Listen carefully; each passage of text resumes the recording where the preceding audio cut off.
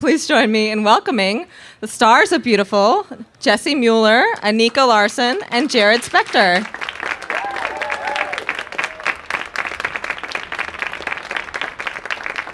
Hello.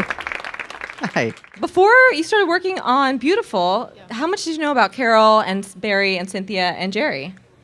I didn't know. I certainly didn't know a whole lot about Barry and Cynthia. I didn't know that much about Jerry Goffin either, who was Carole King's first husband, her writing partner. And they had, literally hundreds of hits in like the late 50s and early 60s together. But I sort of knew Carole's work through, she worked with James Taylor a lot when in the beginning of the 70s, they were friends and they did a lot of music together, and I sort of knew her stuff through him, but that was sort of my connection with it. I certainly didn't know the extent of like what we go into in the show. Even musically, I didn't know as much about her as I certainly appreciate now. Yeah, I mean, I had a similar experience, and it's, it just goes to show, unless it's a singer-songwriter, you often don't know who writes the songs. So I knew all the songs. I didn't necessarily know that Carole wrote all of them to me, You've Got a Friend is like a James Taylor song, and Natural Woman is an Aretha Franklin song, and I knew all of the songs that Barry and Cynthia wrote for the most part. I just didn't know that they had written them. I didn't really know who they were. But then you look at the catalog of these, these couples, and it's extraordinary. Yeah, it's it's one of the really most fun parts of the show is coming to see, and I always tell people not to read the song list in the program because it's much more fun if you don't know what's the next song, because the reveals of, wait a minute, they wrote that and they wrote that. It does make you think about songwriting and appreciate somebody is actually writing these hits. If it's not a singer-songwriter, then somebody's writing these hits. And like we wrote You've Lost That Love and Feeling, which is the #1 song played on the radio of all time. So you know Barry and Cynthia, you just don't know Barry and Cynthia. And the three of you must have done a bunch of research to get to know these characters. Yeah. What was one of the things you were most surprised to learn about these people and their careers? One of my favorite moments of doing research was they worked at a building called 1650 Broadway, which is Broadway and 51st. And there's a picture that I found at one point. It's actually in a couple of the books about 1650, and it's all of the people who wrote songs there, and there were lots of hits that came out of that building. But it's a picture of a sea of men in suits and two female faces. It's Carole and it's Cynthia. And that just really floored me, to the degree to which they were extraordinary women. And both of them are so humble about it and say that somehow at the time, even though they were women doing men's work in a men's world, they didn't really think about it. They didn't think of it as their gender as being an obstacle, that they just, that's what they wanted. Carole wanted to write music and Cynthia wanted to write lyrics, and so they did it. And I don't think they thought of it as groundbreaking either at the time. It just didn't occur to them not to do it. Yeah. They knew they were capable, so they just did it. And people let them, so.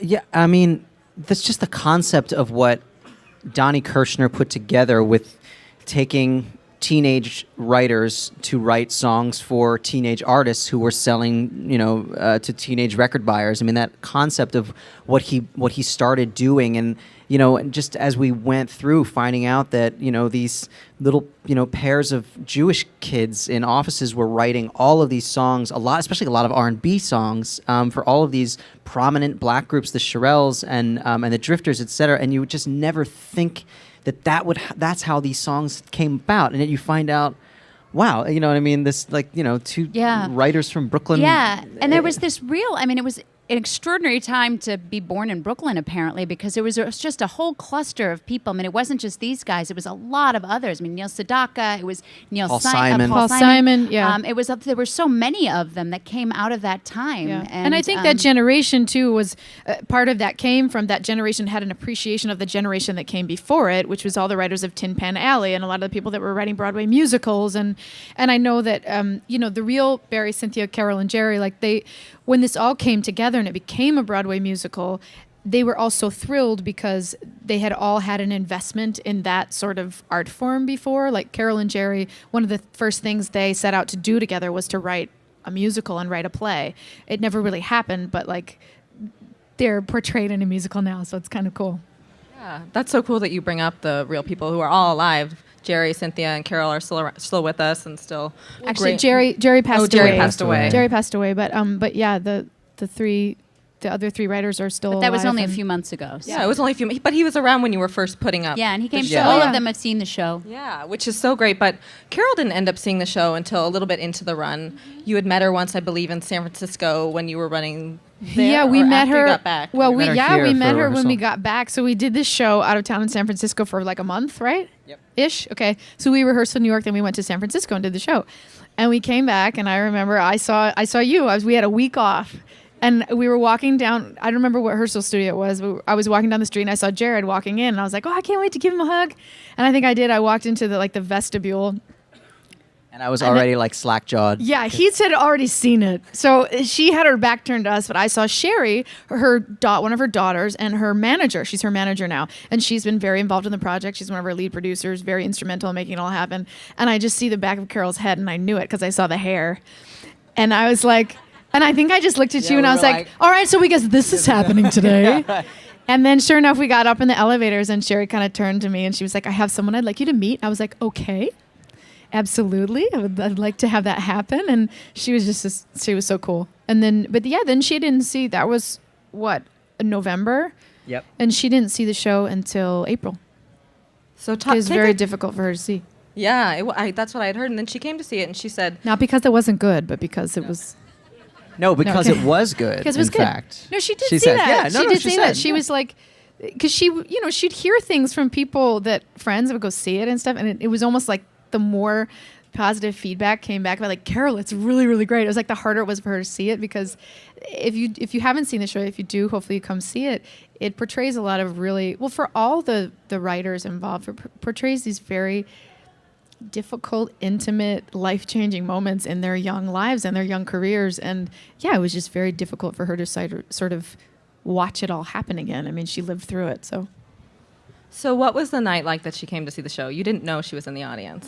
What No, was that none like? none of us knew. No one in the building knew. Nobody Well, like was one allowed to stage know. manager, Yeah. our press people had to know because they were doing, the like Secret Service agent of like, get her in, don't let anyone notice her. She had a She was wig. wearing- She had a disguise on.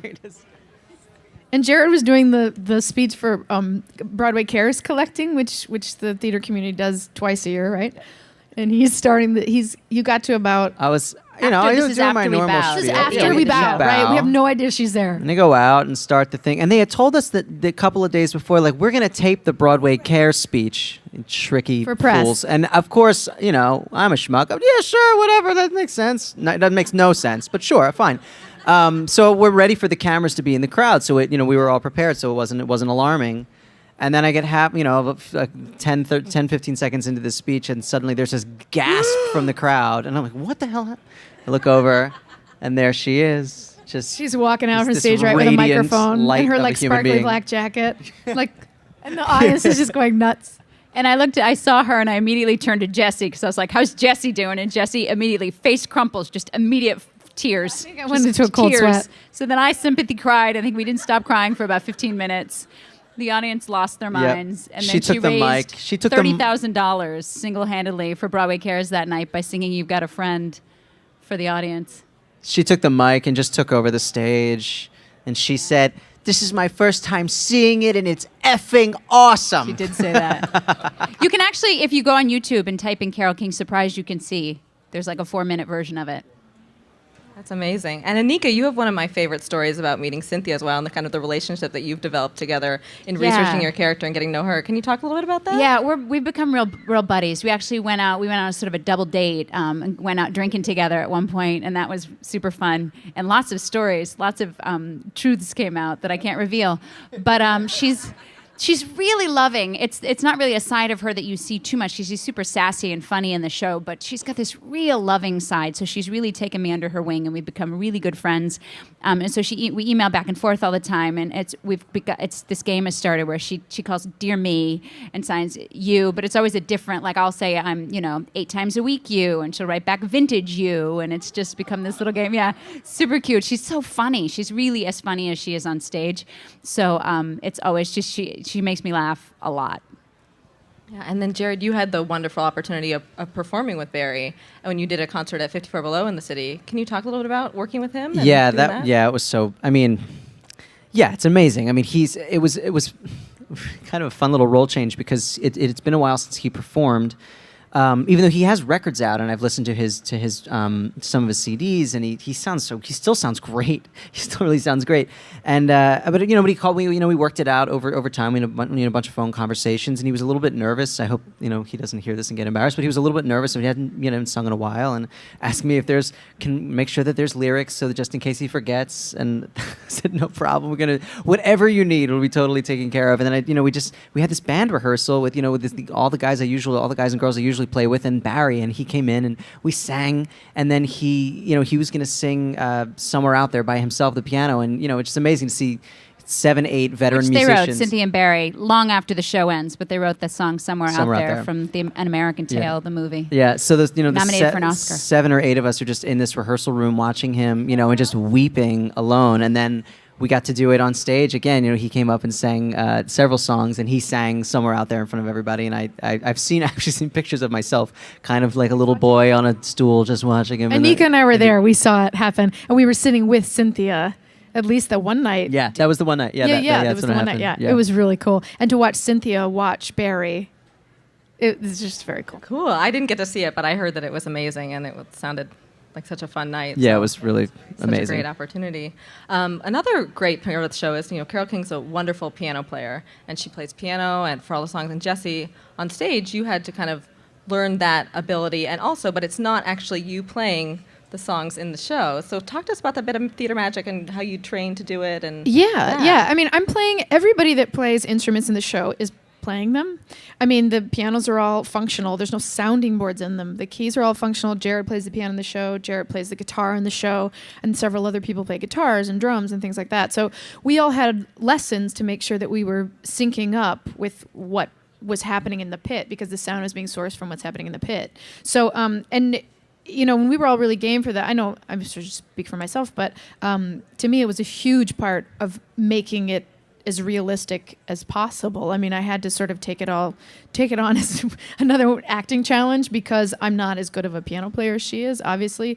But yeah, I went back into lessons, and so we'd go to rehearsal for 8 hours a day, and then I'd have a piano lesson after that, and then it's just sort of, it's changed too as the show has changed, because our musical director, Jason Howland, is a brilliant piano player, and he's also really a very soulful and instinctive player. So he'll play things differently sometimes. He also gets bored, let's be honest. Say what? He gets bored. Well, he gets bored because he's like a genius. So he's like down in a pit, you know what I mean? Like sitting the entire show playing for 2.5 hours. So he gets bored. So he does things and he changes things up, and I have to listen to what he's doing. And so it's a combination of listening, watching. We have monitors sort of around the perimeter of where the mezzanine is in the theater, so we can see him for cues and things like that. So and he's also right. And he's right there. The So feet, sometimes I can see him, sometimes watching on the monitor, cues. but always listening acutely for little different licks or something is different, a different bass line, a different.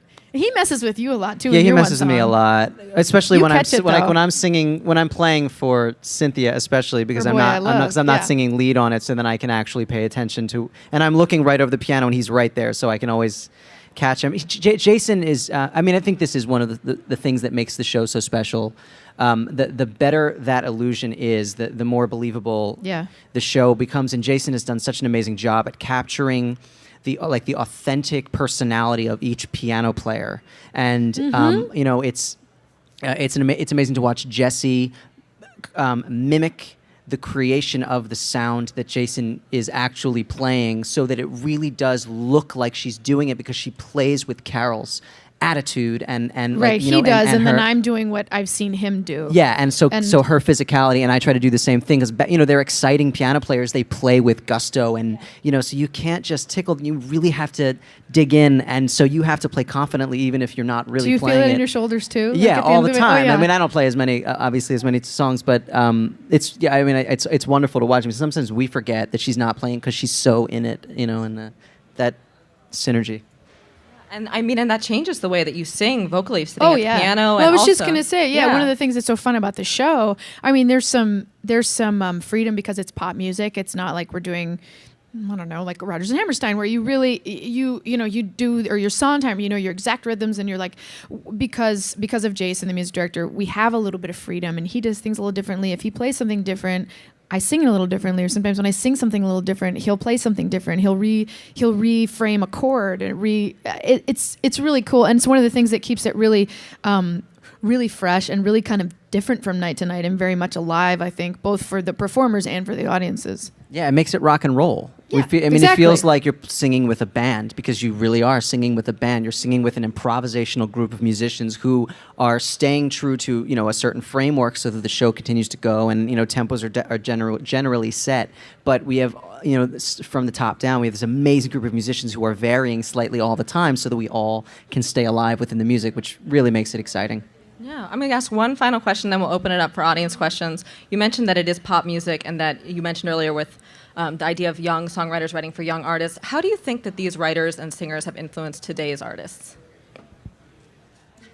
We were all just went like, well, where do we begin? No, I mean, kind of, where do you begin? I mean, if we hadn't had the Carole Kings and the Carly Simons and the Joni Mitchells of the world, we wouldn't have the Sarah Bareilles and the Katy Perrys and the Alicia Keys. and the Alicia Keys and the, you know what I mean? We wouldn't have so many people, not just for what they did musically, but also what they did for women in music, and sort of setting a bar that way. But I mean, these writers, like we said before, these writers were immensely influential, and it was also because they were also really smart musicians, and they were well-trained musicians. I mean, they didn't know just pop music. Their pop music was so good because they understood classical music, and they understood jazz, and they understood blues, and they understood, you know what I mean, all these kind of root music, which they all used in the creations of their songs, and they used it in the chording and the form, the way they would shape their songs,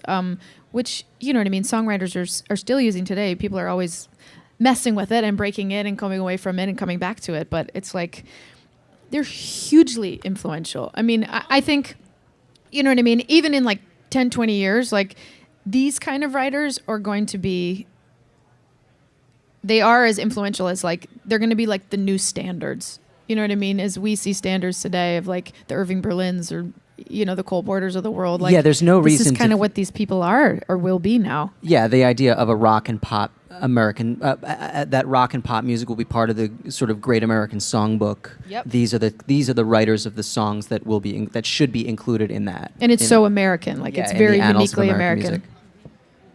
And they come from a time when it was more common that everyone played the piano, that more people played the piano, that every house had a piano. I mean, in Tin Pan Alley times, there weren't so many records available to everyone all the time, so people ran out and got sheet music and took it home and played their favorite song. And it wasn't until records and radio became more and more prominent that people played piano a little less, because they didn't have to play it in order to hear their favorite songs. But when you had to play it, everyone had to play it. I mean, that's the culture that they came from, so they were so well trained and so well versed in all different, you ask Barry, and I've asked each of them, like, who's the better, and they each say the other's a better musician. Oh no, he's a better musician, and no, she's the better piano player, and they're all so complimentary and lovely, and it's it's so cool to, if you go back and listen to each of them, one influence the other, just the way the Beach Boys and the Beatles did the same thing, and and Carole and Paul Simon and Elton John at a later time, all influencing each other, and that continues to today. And now you have people like Sarah Bareilles and Bruno Mars, and the newest generation of songwriters like that. Yeah, definitely. Well, let's take some questions from the audience. Hello. Hi. I saw the show in November, and there were so many people in the audience who knew every song. You literally heard the light bulbs go off in their head when you sing the Tonight You're Mine completely, or some kind of Wonderful starts, and you hear that these people know the songs. Was it taxing to play a woman who's so iconic that everybody knows her music? Was it nerve-wracking to be that person, knowing that you're portraying what people are already so fond of? Oh yeah, absolutely. To me, that was like the huge underlying fear was like, well, I could either succeed at this or I could fail miserably. And I don't know, I guess that was part of what was intriguing and the challenge of it. I felt connected to her music, and that was the thing I kept coming back to. And I just felt like if I just keep coming back to that, because the more and more I learned about her, I think that's what she kept coming back to. But yes, absolutely. You deal with the expectation of, you deal with people's expectations. You know what I mean? And it's not even that, it's not even just that they know the music; it's that people have, like you said, a very deep connection to the music, because for a certain generation, you know what I mean, it was literally the soundtrack of their lives, and these very important moments in their lives and forming who they became, and the music is like, it's a synergy of that. So yeah, I mean, I thought about it a lot in the beginning, and then I had to kind of forget about it, and then it always creeps up, and then I try to push it away. But you know what I mean? The other thing that, and I'm not just saying this, but like, the other thing that happened, the shift that happened, was it was the idea of how we're going to do this, how am I going to do this, how am I going to do this. Then you get into a rehearsal room and you start the work, and you realize there's so much work to be done, and you get in the room with the people that you're doing it with, and you're like, oh, well, this is going to be my Carole because this is my Barry, and this is my Cynthia, and this is my Donnie Kirshner, and this is my Jerry Goffin. And then you form it from there, because you do remember that you're telling a story, so there's some artistic license that's taken there.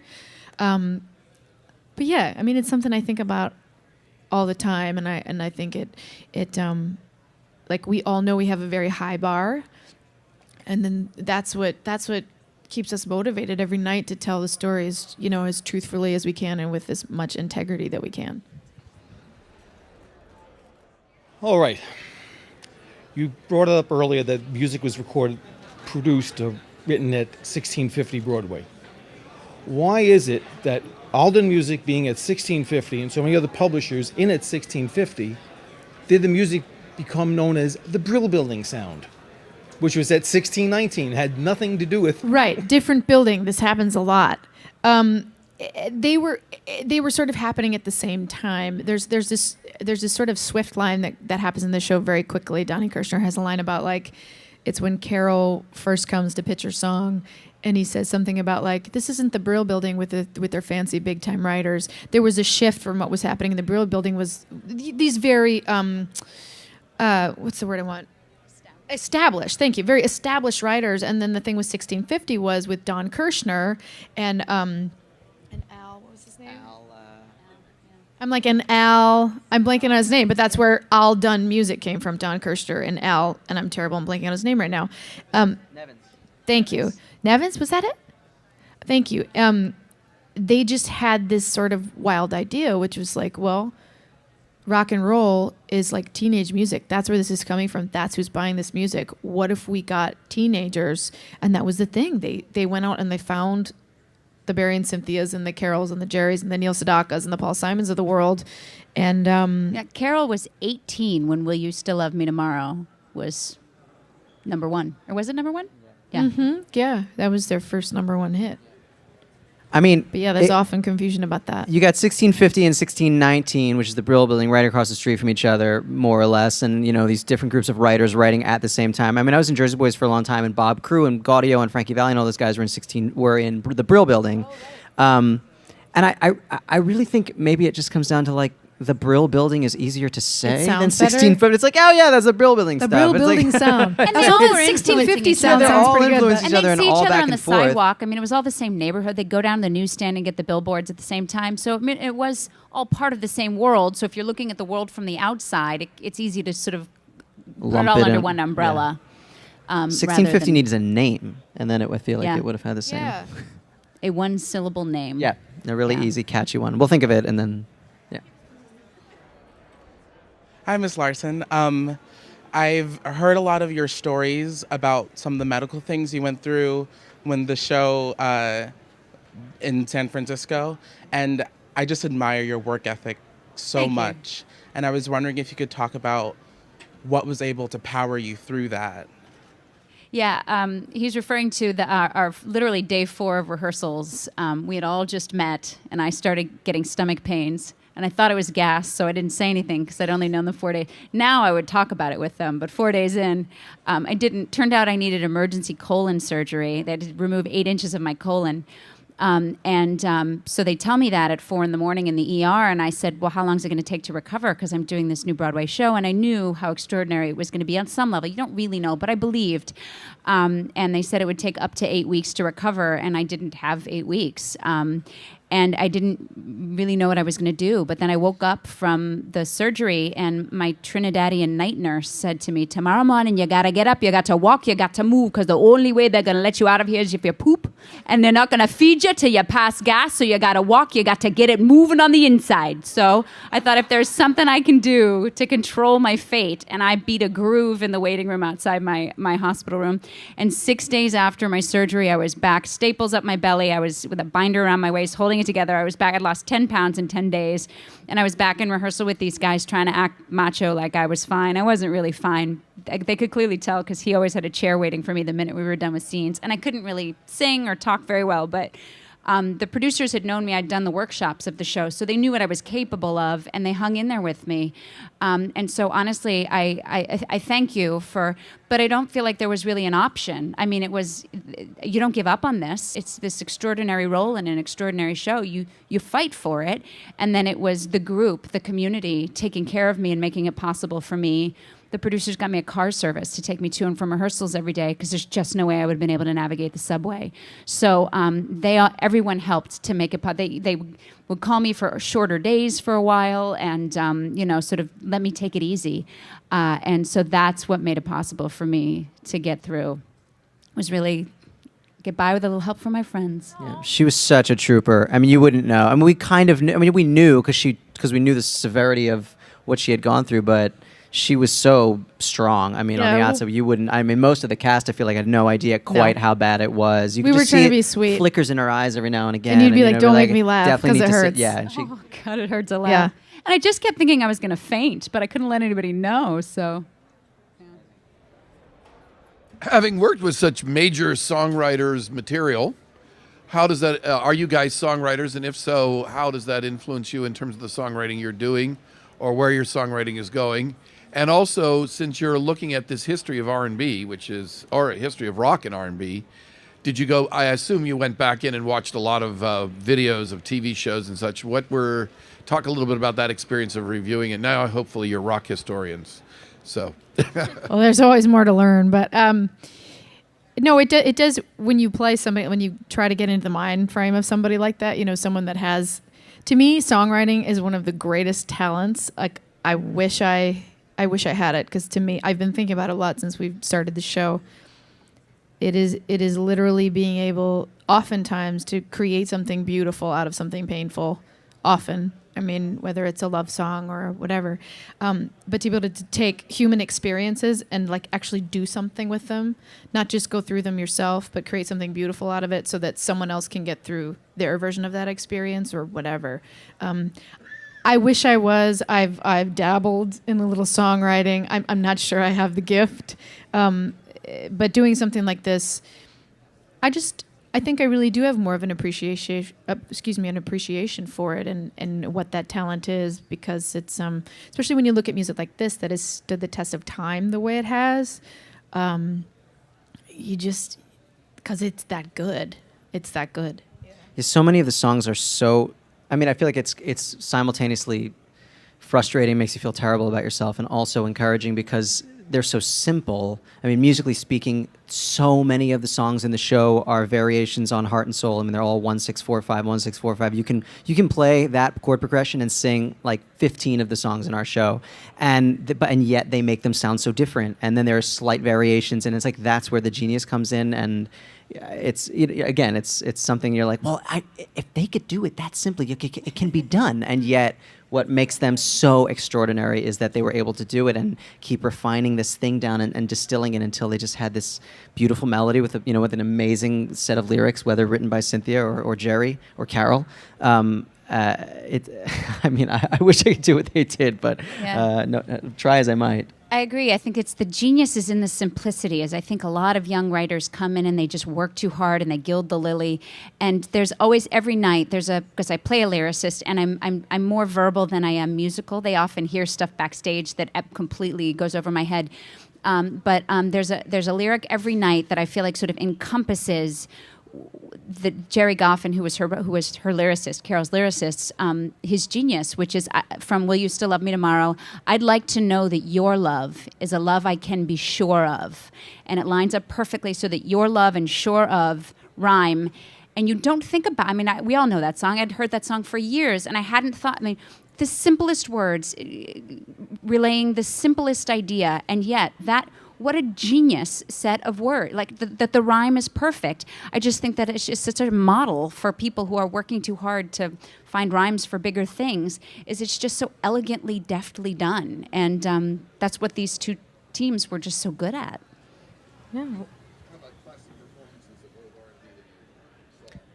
Oh, classic performances of old. Yeah, I mean, you can certainly talk about this. I certainly went back and like watched the Animals sing live because I have to sing an Animals tune, and I've definitely watched old Drifters Drifters performances, and I have a certain fascination with music history, especially like rock and pop history. So I've watched a lot of old performances of those tunes.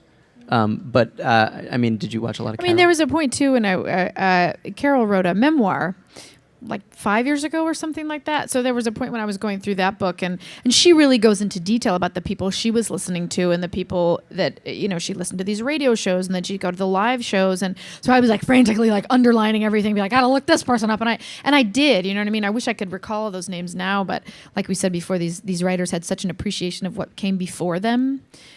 Which I think is just the sign of any good musician. Any good musician appreciates another good musician and will give the credence to what was done before, and whoever is doing it well now. Like it's just I love musicians. It's a very shared. I don't see it as a competitive sort of field. I mean, it is in many ways, like it has to be, but it's like it's very collaborative. It's a very collaborative art form. Cool. Well, I think that's a great note to end on. So please join me in thanking Jesse and Nika.